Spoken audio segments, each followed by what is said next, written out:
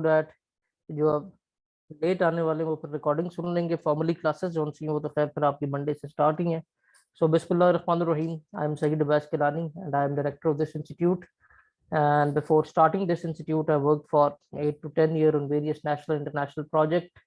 Started my career with United Nations Pakistan and ended it with Government of Pakistan as a director of Data Repository Project, State Bank of Pakistan. And if you talk about my educational background, my graduation was in economics from GC University Lahore.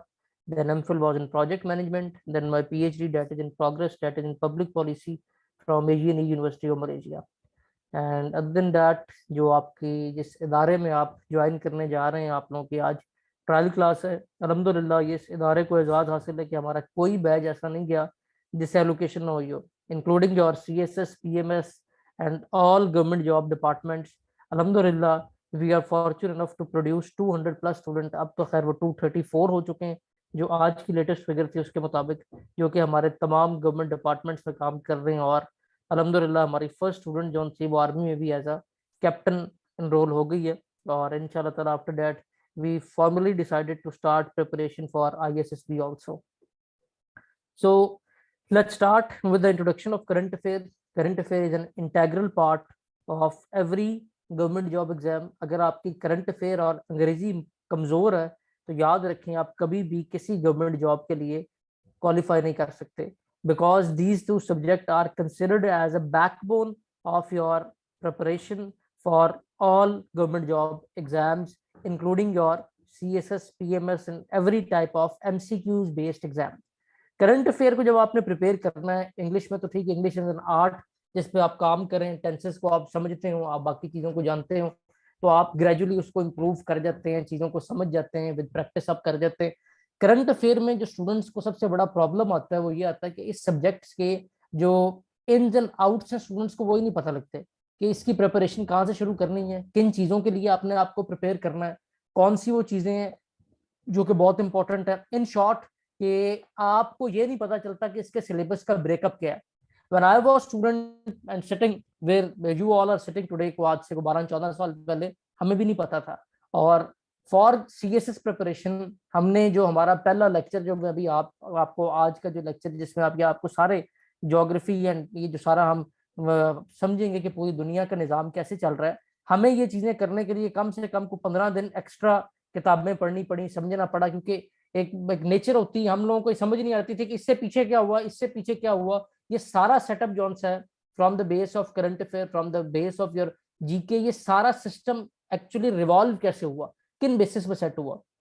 तो अल्हम्दुलिल्लाह हमारी इस इदारे में ये कोशिश है और हम उसमें बहुत हद तक कामयाब भी हैं कि जो कुछ हमें दुश्वारियां पेश आई वो हमारे स्टूडेंट्स को नहीं आती। फिर खैर जब मैं खुद सर्विस में आया तो तकरीबन 500 से ज़्यादा लोग जिनको अल्हम्दुलिल्लाह वेरियस की पोजीशंस के लिए हायर किया, उनकी टेस्टिंग का प्रोसेस हम लोगों ने खुद डिज़ाइन किया, उनका फिर सारे जो इंटरव्यू कंडक्शन की, उस सारे प्रोसेस में हमें वो चीज़ें पता चली जो एज अ स्टूडेंट हमें कोई बताता ही नहीं था। और आज भी ये चीज़ मैं बड़े आपको दावे से कह सकता हूँ कि अल्हम्दुलिल्लाह ये चीज़ें अल्लाह के करम से हमारे इस इदारे के अलावा कोई और आपको बता ही नहीं रहा कि आपने बेसिकली अपने आप को इंटरनली कैसे इंप्रूव करना है, आपको किस डायरेक्शन में लेके चलना है। देखें, हमें ज्वाइन करने का जो आपको मकसद है वो ये कि हम आपकी एफर्ट को रिड्यूस करें, आपको राइट मेंटोरशिप के साथ उस डायरेक्शन में चलाएं कि आप कम टाइम में ज्यादा एफिशिएंसी के साथ अपना main target dream job achieve कर सकते हैं। और अल्हम्दुलिल्लाह हमारे स्टूडेंट्स वो हैं जो विद अ लिटिल एफर्ट, अल्हम्दुलिल्लाह हमारे साथ जब वो चलते हैं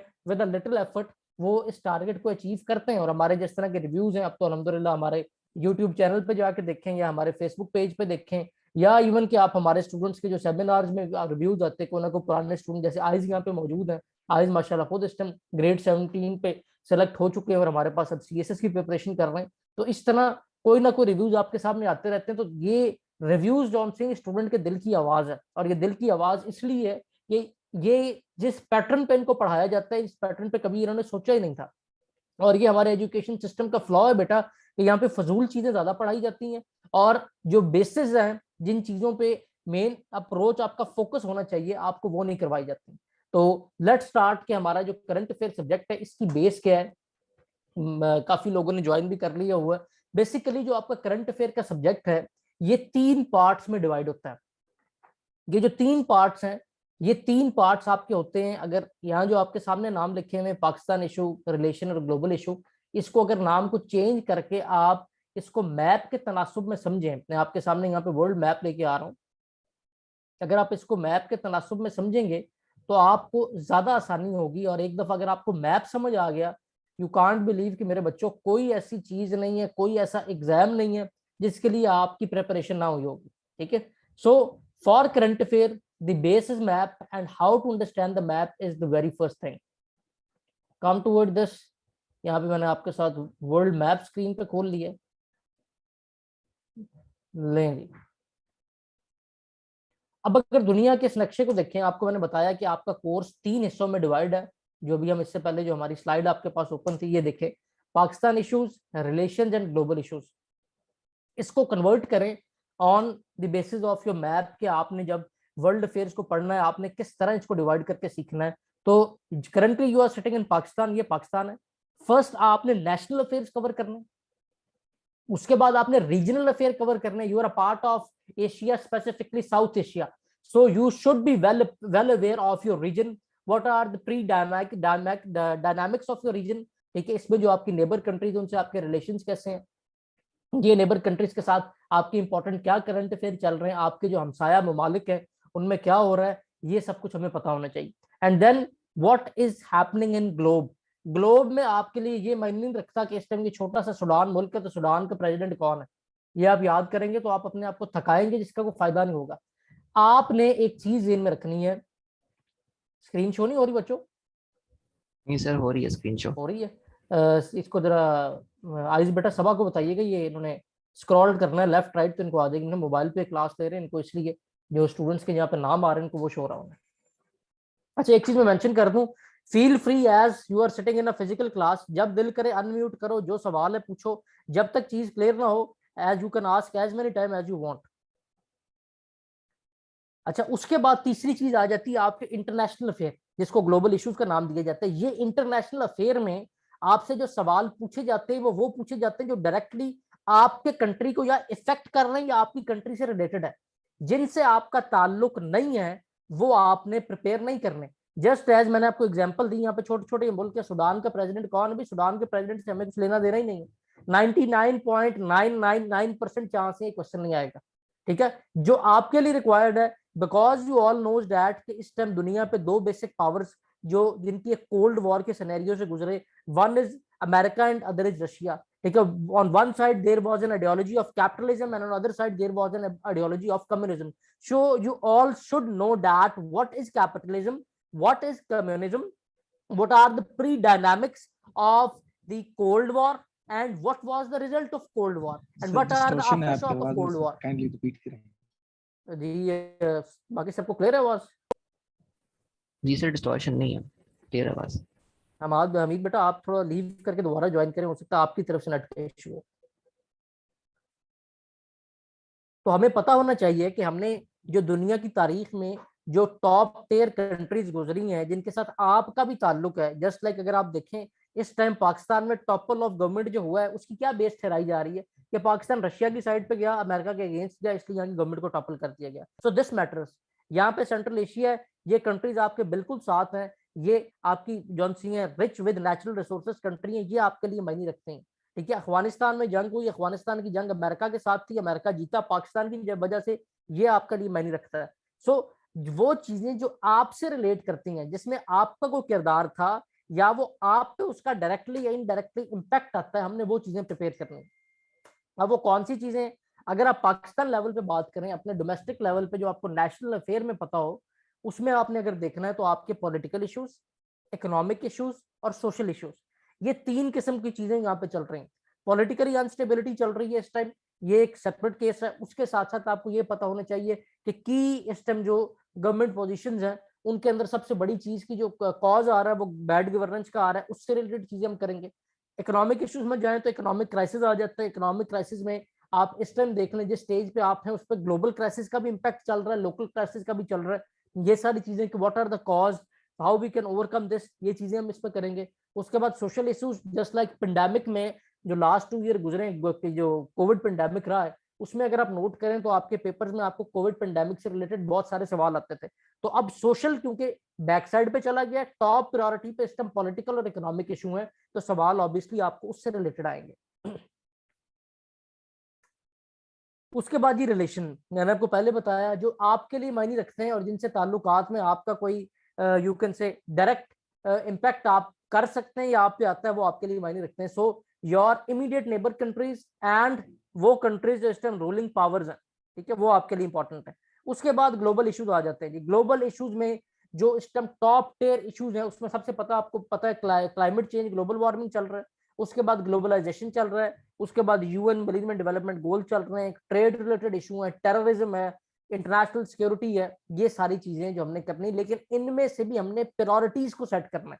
इन शॉर्ट अगर मैं आपको बताऊं कि आपका पेपर कैसे बनता है, जब हम लोगों ने पेपर खुद बनाए हैं, अल्हम्दुलिल्लाह अल्लाह ताला ने हमें ये चांस दिया है कि हम उस सारी प्रोसेस में, जी बेटा रिकॉर्डिंग मिलेगी आपको, आपको लिखने की जरूरत नहीं अब्दुल रहमान, आपको इसकी क्लास की रिकॉर्डिंग हर क्लास की मिला करेगी। ये चीजें इंशाल्लाह मैं एंड पे मजीद आपके लिए वेरीफाई कर दूंगा। अब इन तीनों चीजों को ज़हन में रखते हुए जो मैंने अभी आपसे डिस्कस की है, नेशनल लेवल, रीजनल लेवल और इंटरनेशनल लेवल पे, एक बात ज़हन में बिठा लें कि जब हम लोग पेपर बनाते थे, हमने पेपर में कभी आज तक ये नहीं किया कि आपको नेशनल अफेयर के सारे सवाल दे दिए, रीजनल और इंटरनेशनल को टच नहीं किया, ठीक है, या कभी रीजनल और नेशनल के सारे दे दिए, इंटरनेशनल को टच नहीं किया। हमें एक इंटरनल की इसके लिए अलॉट होती है जब भी आपकी किसी भी गवर्नमेंट टेस्ट पे आपकी इंडक्शन करनी होती है। ऑब्वियसली जब हम लोग इस स्टेज पे होते हैं, आपके पेपर जो लोग भी हम डिजाइन कर रहे होते हैं, हम लोग खुद भी इस लेवल पे पहुंच चुके होते हैं कि जहाँ यू कैन से, वो कहते हैं नहीं, action speak louder than words. तो उसकी तरह हमारे लिए जो आपके फेस एक्सप्रेशन, आपकी technique to cover the things, वो हमें बता देती है आप कितने पानी में। देखें, अगर एक बच्चे का पेपर हमारे पास आया है, उसने अगर बिलफर्ज इंटरनेशनल टॉपिक को बहुत अच्छी तरह अटेम्प्ट किया है, रीजनल और नेशनल को हाथ ही नहीं लगाया, तो हमें पहली बात ये बहुत अच्छी तरह वाजे हो जानी है कि इसकी ग्रिप इंटरनेशनल टॉपिक्स पे है, रीजनल और नेशनल पे नहीं है। ऑब्वियसली जब हमें ये वाजे हो गया तो हमने नंबर आपको उसके लिहाज से ही देने। अगर आप इसको एमसीक्यूज और इंटेंशन में बात करें, याद रखें आपके जो एमसीक्यूज हैं उनको जब हम डिवाइड करते हैं, आपको 10, अगर 20 मार्क्स आपके एमसीक्यूज के हैं जो बीसी होते हैं, 10 आपके पास्ट पे आने होते हैं, 10 आपके प्रेजेंट पे आने होते हैं। पास्ट मीन जीके जो हो गुजरा है, जो अभी हम डिस्कशन करने जा रहे हैं, और बाकी जो प्रेजेंट, जो आपका प्रेजेंट करंट अफेयर चल रहे हैं, प्रेजेंट जो चेंजिंग्स आ रही हैं। अब इन दोनों को भी हमने फर्दर डिवाइड करना है 3 पार्ट्स ईच में, जिसमें हमने आपके नेशनल, रीजनल, इंटरनेशनल तीनों कवर करने। और अगर आप चाहते हैं बेटा कि आप टॉप टियर एलोकेशन में आए, तो उसके लिए आपकी तीनों पे ग्रिप होनी चाहिए, और इन तीनों पे ग्रिप लाना कोई मुश्किल नहीं है। अल्हम्दुलिल्लाह हमारे साथ जो स्टूडेंट यहाँ पे मौजूद हैं, जिन लोगों ने हमसे तैयारी की है, हमारे हर बैच में रिसेंटली एफआई का रिजल्ट है, हमारे 14 लोग एफआई में इंडिकेट हुए हैं, ठीक है। हर साल सीएसएस पीएमएस के रिजल्ट में 37.5% हमारा रिजल्ट रेशो रही है इस रिजल्ट के आने के बाद, बल 5% हम आगे की तरफ ही गए हैं। द रीजन इज कि हम आपको कॉन्सेप्टली यहाँ से लेके चलेंगे, आपको रट्टे नहीं लगवाएंगे, आपको स्किल्स डेवलप करेंगे। और ये चीजें हमें कैसे आई, ना सिर्फ हम सर्विस में रहे उसका हम पे खास इंपैक्ट नहीं पड़ा, लेकिन जो इंटरनेशनल पीएचडी वो बंदे को बहुत कुछ सिखा देती है। शायद अगर मैं अपने आप को जीसी से कंपेयर करूं, जब हालांकि पाकिस्तान के टॉप के इदारे हैं जहाँ एजुकेशन थी, और उस इंटरनेशनल से कंपेयर करूं जो इंटरनेशनल एक्सपोजर मेरा इंटरनेशनल पीएचडी या यूएन जैसे इदारों के साथ काम करके, तो ये जमीन आसमान का फर्क है दोनों के काम करने की स्ट्रेटजी में। और मैं हर अपने जो फर्स्ट ओरिएंटेशन क्लास होती है स्टूडेंट्स को एक बात को बताता होता हूँ हमेशा। हमारे प्रोजेक्ट डायरेक्टर जो यूएन में थे, गोरा था, वो कहता था your half work is done when you organize your work. So the first thing is organize your work in well mannered way, so that कि आपके लिए चीजें आसान हो जाए। अब सवाल ये आता है कि सबसे पहले आपने इस ग्लोबल मैप को देखना कैसे, जहां से मेन बात शुरू होती है। देखिए, इसके लिए सबसे आसान तरीका ये है कि आपको पता होना चाहिए east west north south direction का। अब आपने बिलफर्ज पाकिस्तान के ईस्ट वेस्ट नॉर्थ साउथ में लिखना है, तो जिस भी कंट्री का आपने डायरेक्शन देख रहे हैं, आपने सिंपली उसके ऊपर वी लिख लेना। वी वही जो आप we are going to school में लिखते हैं ना, WEV वाला, ठीक है। ये देखिए जी, मैं आपके सामने यहाँ पे वी लिख रहा हूँ, ये लेंगे। इट मीन्स कि जो आपकी लेफ्ट साइड है that is west, your right side is east, ठीक है। वी के रूल से आपने याद रखना है, your left side is west, your right side is east. हमेशा स्टूडेंट इसमें कंफ्यूज हो जाते हैं, अब आप कभी भी कंफ्यूज नहीं होंगे जब आप वी के रूल से याद रखेंगे। उसके बाद अपर साइड आपकी हमेशा नॉर्थ होती है, as your nose is on your upper side, so आपने याद रखना है अपर साइड इज नॉर्थ। फिर ये नीचे वाली साइड बचेगी, जो एक साइड बच रही है, दिस इज योर साउथ। सबको समझ आ गई या नहीं आई? कोई कंफ्यूजन हो या दोबारा बताऊं, पूछ सकते हो अभी। ये बुनियाद है पूरे करंट अफेयर्स की, डायरेक्शन देखना, मैप को समझना। Is it okay? पाकिस्तान के वेस्ट पे अफगानिस्तान और ईरान है, ये देखिए डब्ल्यू साइड पे आया, ठीक है। ये आपके जौन से इस टाइम अफगानिस्तान और ईरान आपके वेस्ट पे है। पाकिस्तान के नॉर्थ पे चाइना और सेंट्रल एशिया।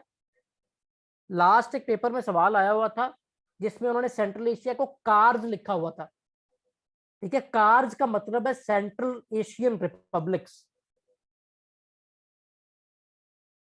ओके सर बेटा, बेसिकली आपने जब भी मैप को समझना है, मैप पे डायरेक्शंस देखनी है, ईस्ट वेस्ट नॉर्थ साउथ, वैसे बच्चों को याद नहीं रहती, उसके लिए एक स्मॉल हिंट, स्मॉल की आपको बताइए कि आपने वी लिख लेना है जिस भी जगह का। लाइक आप बिलफर्ज यहाँ पे किसी और यूक्रेन का ले लें, यूक्रेन का बड़ा इशू सुन रहे हैं, यूक्रेन के अंदर में देखना है कि जनाब इसके ईस्ट वेस्ट पे क्या है, मैंने यूक्रेन पे ये वी लिख दिया।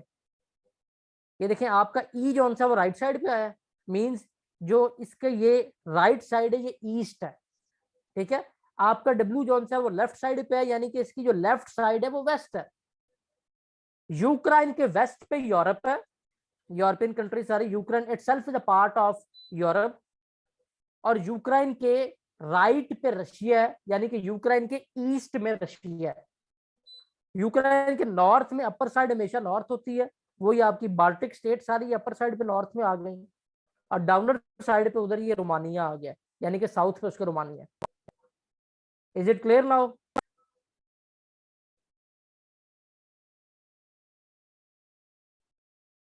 आगे चलें बच्चों,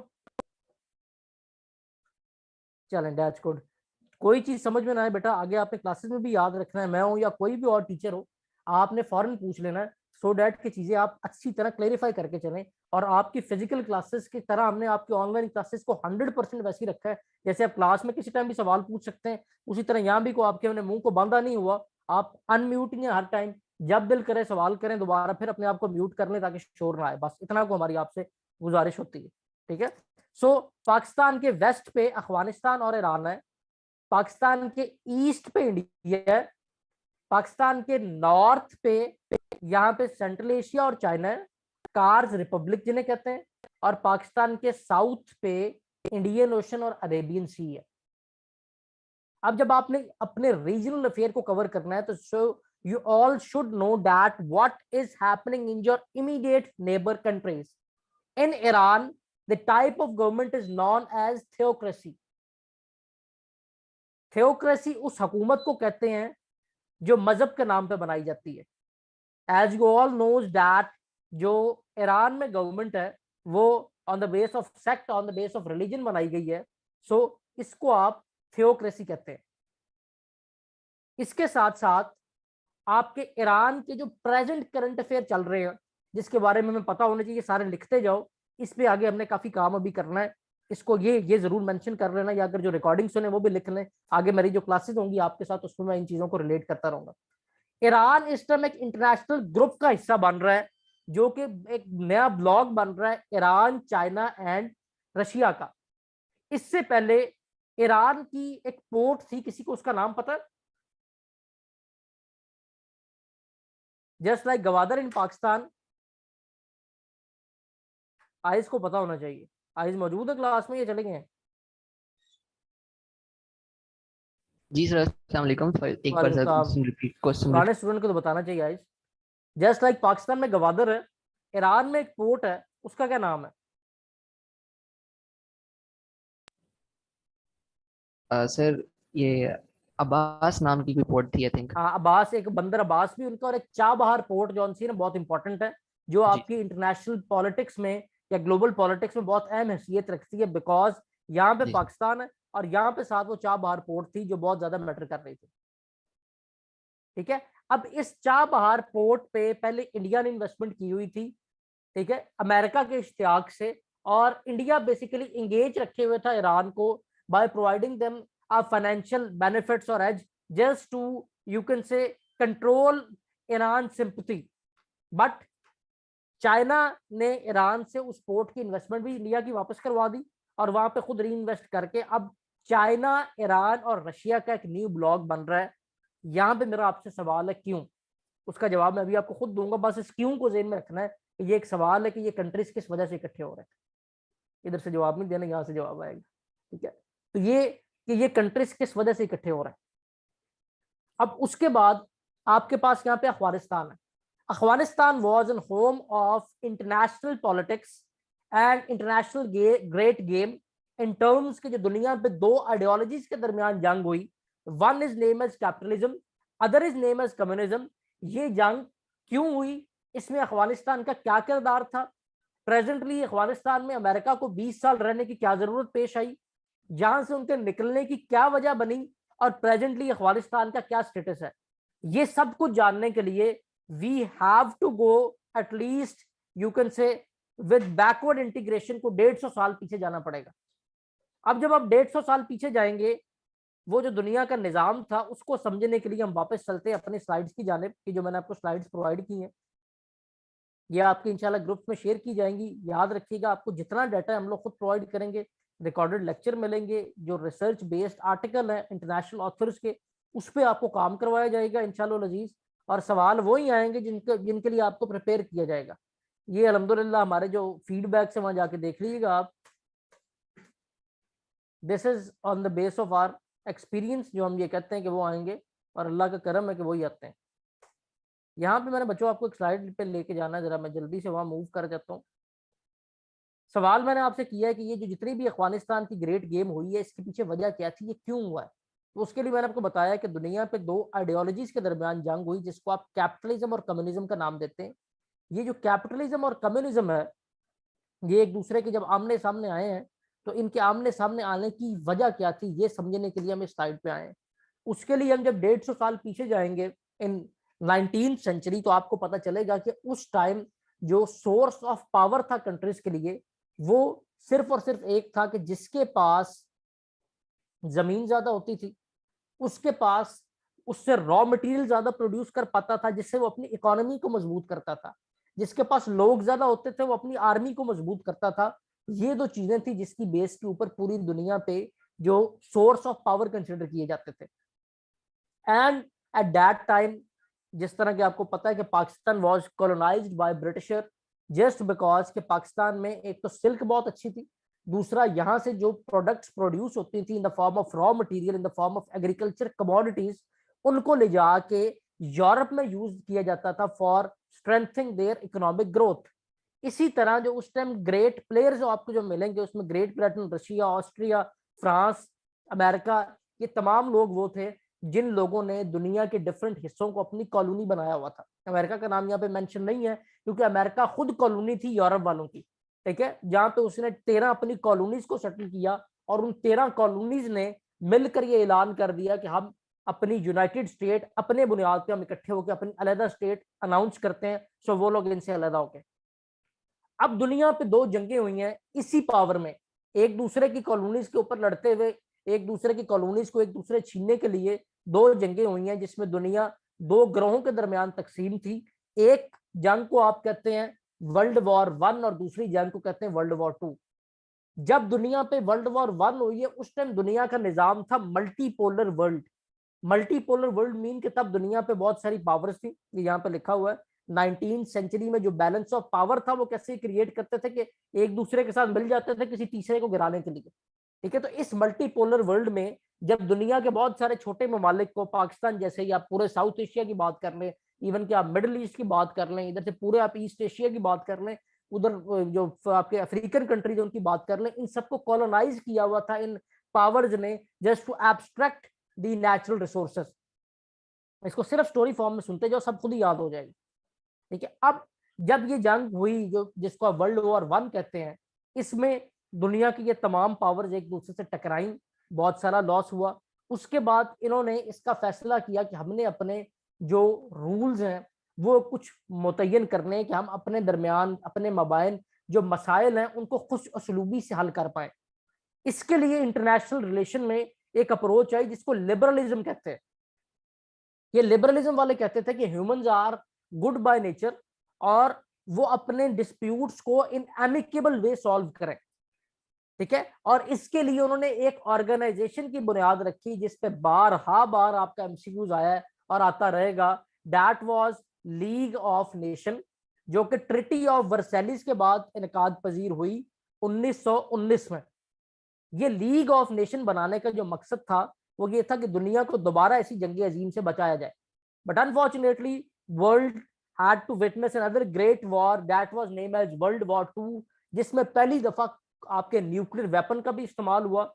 और ये nuclear weapon Japan Hiroshima Nagasaki पे चले इन द मंथ ऑफ अगस्त, जिसने बहुत सारे डिस्ट्रक्शन की। और उसके बाद ये सारा जो आपका सिनेरियो था तब्दील होगा, ये छोटी जितनी पावर हैं ये सब तबाह हो गई।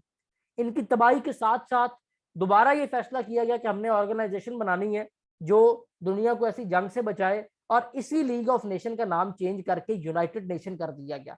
सो the parent organization beside UN was League of Nation, that was basically for a specific region with few countries with a mission to stop the world again with such a destructive war. But unfortunately this result into the failure as world have to witness another great war, that was World War II in 1939 till 1945। ठीक है, 1939 से 1945 तक world war 2 हुई है। अब जब आपकी world war 2 जो कि 1939 से 1945 तक हुई, उसके बाद इसी ऑर्गेनाइजेशन को चेंज कर दिया गया यूनाइटेड नेशन में, जिसके 6 बुनियादी ऑर्गन बनाए गए। और इस टाइम अप्रोक्सीमेटली 190 प्लस कंट्रीज जौन सी हैं इसकी मेंबर है। अब ये बात तो होगी क्लियर। इसके बाद जो दुनिया का निजाम आया उस निजाम को कहते हैं बायपोलर सिस्टम, बाय मीन 2। उस टाइम दुनिया के ऊपर 2 मेन पावर बची, one was America and other was US. बाकी ये तमाम छोटी पावरें ऑस्ट्रेलिया, फ्रांस, जापान, ये तमाम कंट्रीज इस काबिल ही नहीं कि इंटरनेशनल कंपटीशन में कुछ इनपुट दे सकें या परफॉर्म कर सकें। अब जब ये पावरें मेरे बच्चों आपस में टकराई, इनके टकराने का नाम था कोल्ड वॉर।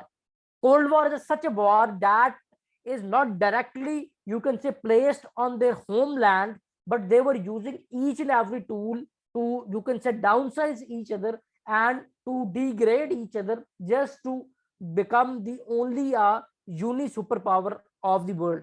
इस चक्कर में ये जो कोल्ड वॉर का आगाज है ये हुआ है 1945 से, और इसका इख्तिताम हुआ है आपका 1991 में। ये इख्तिताम जौन सा इसका मल्टीपोलर में सर जर्मनी नहीं था जी, जो आपका जो एक मल्टीपोलर था उस टाइम तो ये सारे थे ना, जर्मनी तो था, जर्मनी तो बड़ा इंपॉर्टेंट प्लेयर था। लेकिन जब बायपोलर आए हैं अमित, तब सिर्फ 2 बचे। ठीक है, जर्मनी, फ्रांस, ये जितने भी आपके यूरोपियन कंट्री तकरीबन सारों ने किसी ना किसी कंट्री को अपनी रियाया बनाया हुआ था।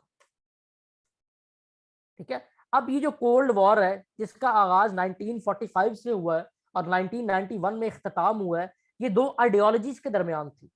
One is name as capitalism and other is name as communism.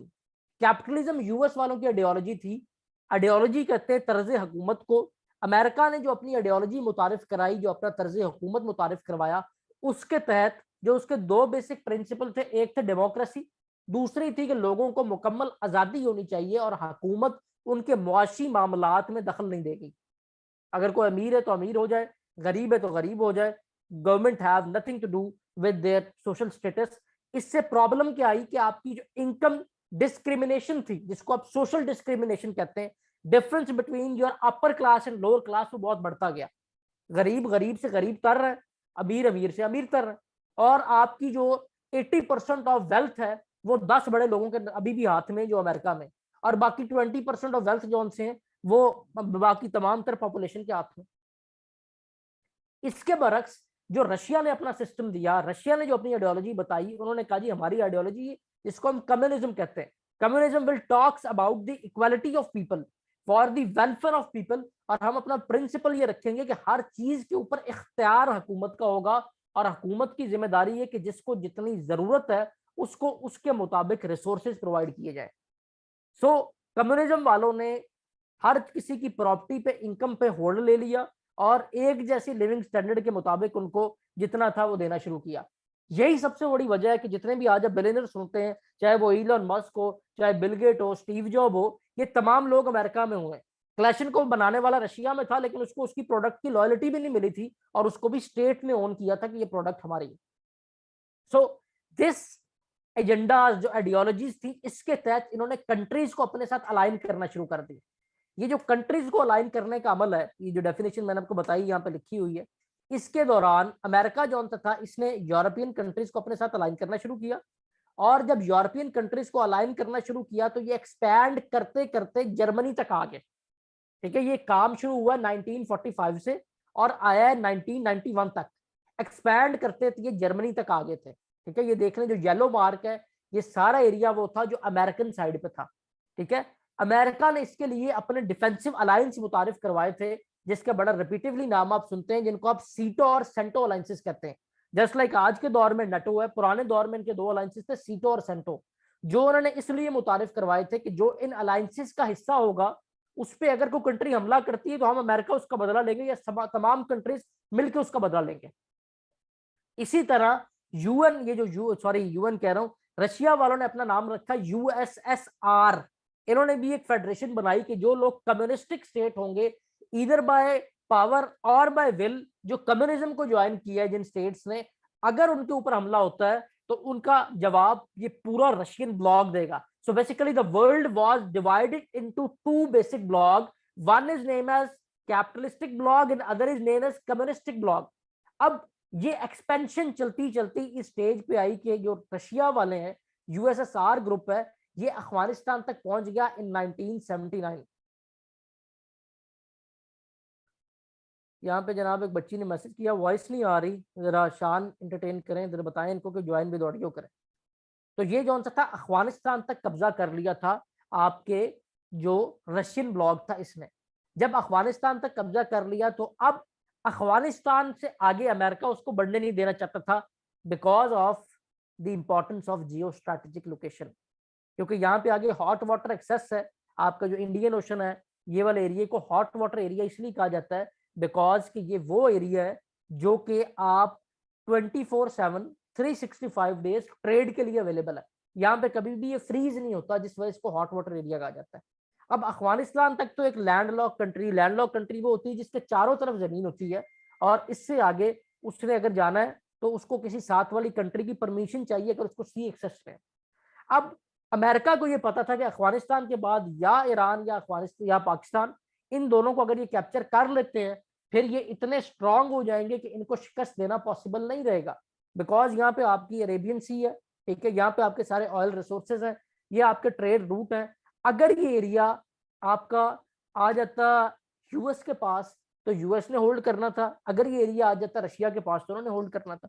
So finally जो अमेरिका उसने डिसाइड किया कि हमने यहाँ पे वॉर का हिस्सा बनना है, और ये वॉर तीसरी जगह पे जाके लड़ी गई, इसलिए इसको कोल्ड वॉर कहते हैं।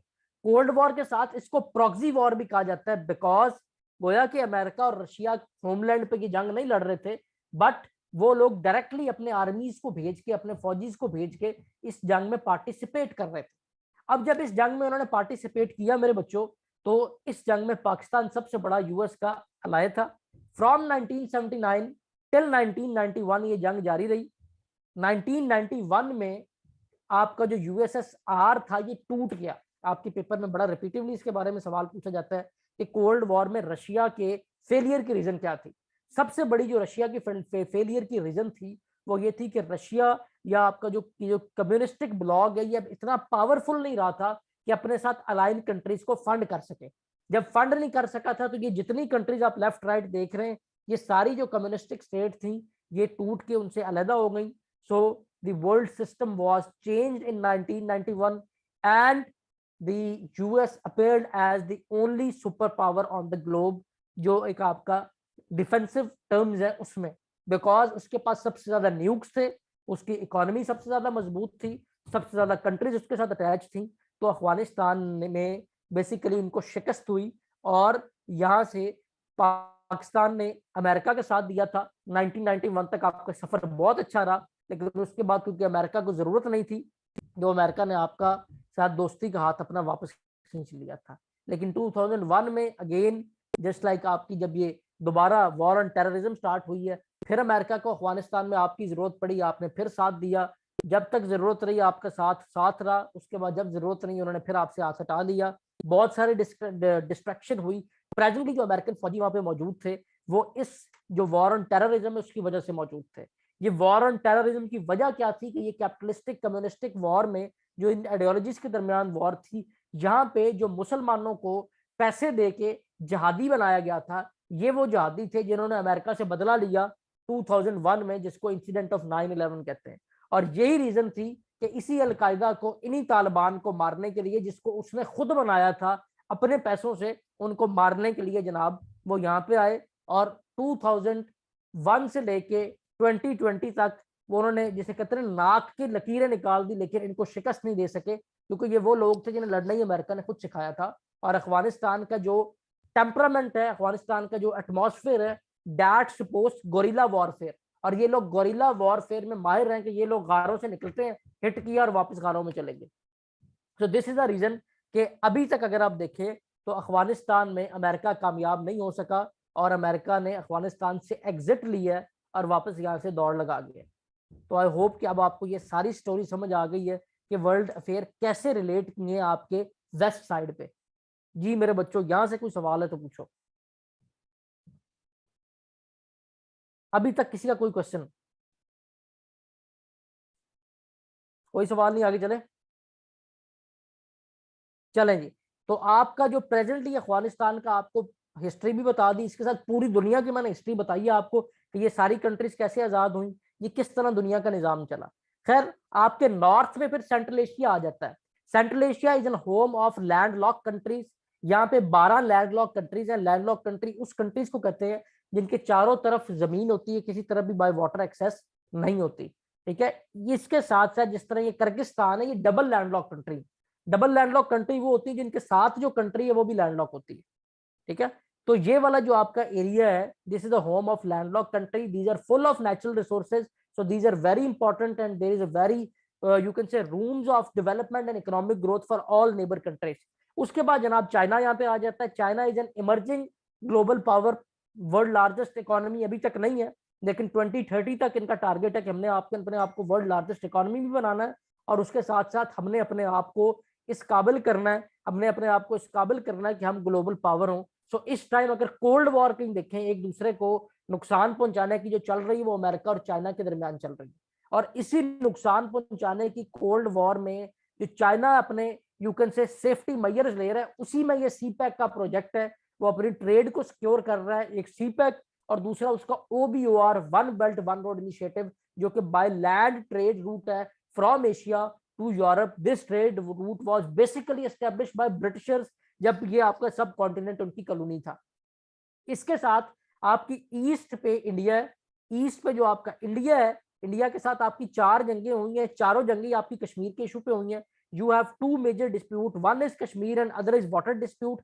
ये वाटर डिस्प्यूट में आपकी जो एक इंडस वाटर ट्रिटी वो बहुत इंपॉर्टेंट है, जो कि आपकी 1960s में with mediation of World Bank sign की गई थी, जिसके तहत इंडस झेलम जनाब, जिसके लिए मैं अपने स्टूडेंट्स को एक शॉर्ट की बताता हूँ, तो ICJ से आपने याद रखना है, इंटरनेशनल कोर्ट ऑफ जस्टिस की एब्रीविएशन है, उसमें ICJ आता है। 3 दरिया ICJ से जो शुरू होते हैं, इंडस झेलम चनाब, ये आपके पास आए हैं, रावी सतलुज ब्यास इंडिया के पास चले गए। So you have 2 major disputes जिसकी वजह से आपको चल रहा है। Other than that, terrorism is you can say key notch between these two dispute. On your south side there is basically Indian Ocean, Arabian Sea. This is a home of global trade. यहाँ पे आपके ऐसे choke points हैं including straits of मराका, अगर जिनको बंद कर दिया जाए तो दुनिया की 85% ट्रेड मुतासर हो सकती है। बट सीपैक वो है जो इस दुनिया की 85% ट्रेड को सिक्योर करेगा और उसको मुतासर नहीं होने देगा। ये आगे जनाब आपके तमाम रीजनल पार्टनर्स। इसके बाद अगर हम इंटरनेशनल की तरफ मूव करें, रशिया को हमने डिस्कस कर लिया है, रशिया के साथ साथ अमेरिका को भी हमने डिस्कस कर लिया है। इसके बाद हमें जो एक इंपॉर्टेंट रीजन रिक्वायर्ड है वो आपका रीजन ये Middle East. Middle East is basically a part of Asia, ये एशिया का हिस्सा है। Middle East basically West Asia, इसके बारे में बहुत सारे सवाल आते हैं। Now presently it's a home of global politics, because यहाँ पे ऑयल मौजूद है, यहाँ पे जो नेचुरल रिसोर्सेज है उनकी जंग मौजूद है। उसके साथ साथ यहाँ पे जो ये क्योंकि मुस्लिम्स का भी हब समझा जाता है, OIC जिसके 57 मेंबर कंट्रीज हैं, उनका भी ऑफिस यहाँ पे। उसके साथ साथ सऊदी अरब और ईरान के 2 कंपेटिटर हैं जो 2 डिफरेंट सेक्ट्स को डिफेंड कर रहे हैं। वन जो अपने आप को सुन्नियत की बेस पे लेते हैं, दूसरे जो अपने आप को शियत की बेस पे लेते हैं। उसके साथ साथ इसी कोल्ड वॉर को जेन में रखो और अब देखो कि ईरान की सपोर्ट कर रहा है रशिया और चाइना, और सऊदी अरब की सपोर्ट कर रहा है America. So this is the global arena जिसके तहत पूरी दुनिया के इस टाइम करंट अफेयर रिवॉल्व हो रहे हैं। उसके बाद जनाब ये आपके जो लास्ट लीस्ट डेवलप कंट्रीज हैं, अफ्रीकन कंट्री, ये जो जितना भी आपकी अफ्रीकन बेल्ट है, ये किसी काम की नहीं है।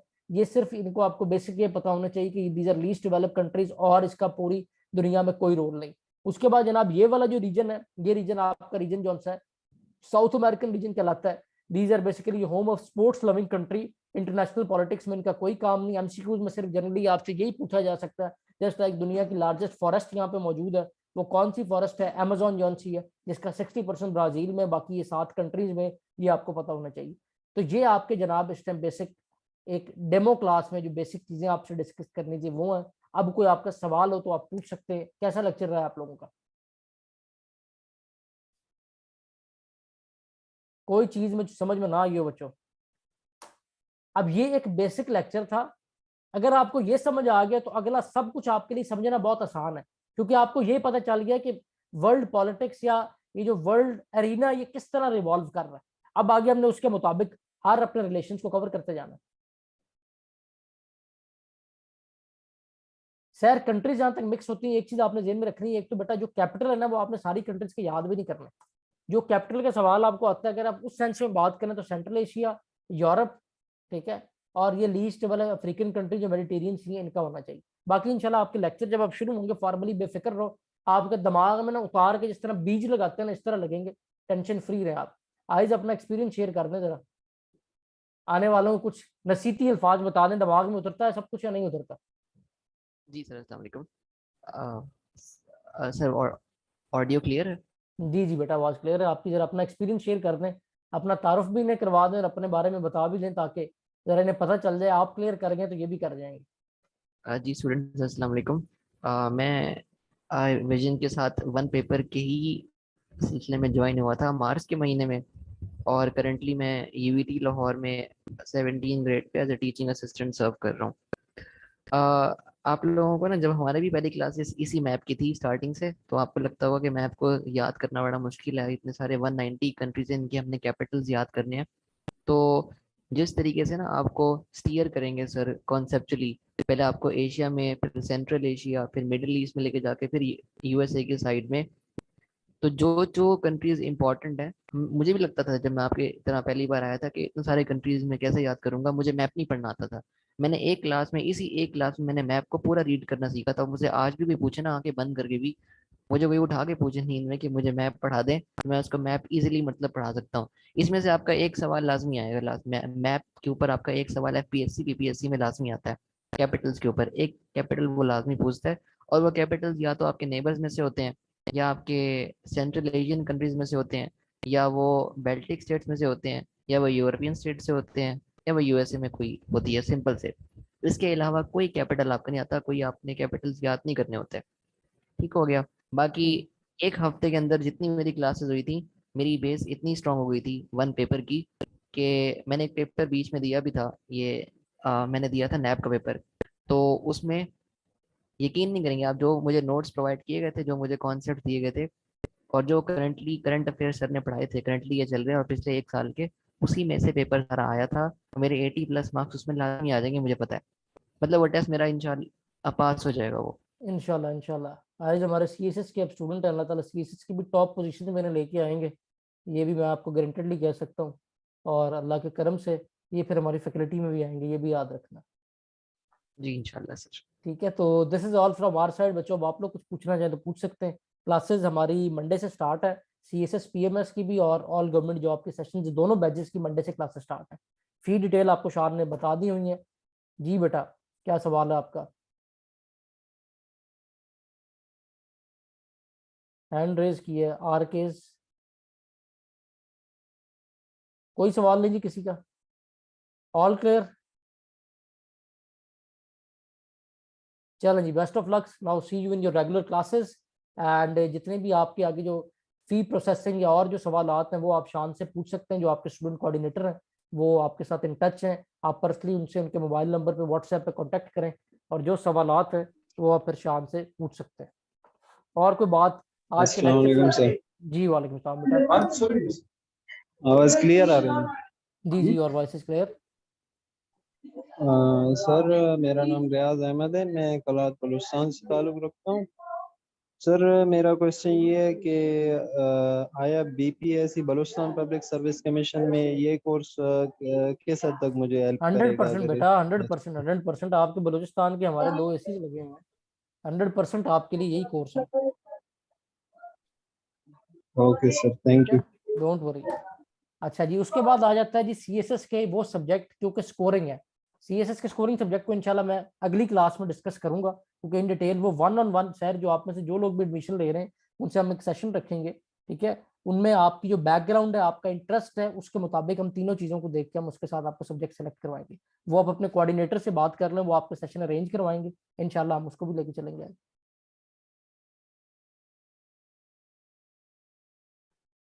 जी और किसी कोई सवाल तो नहीं है?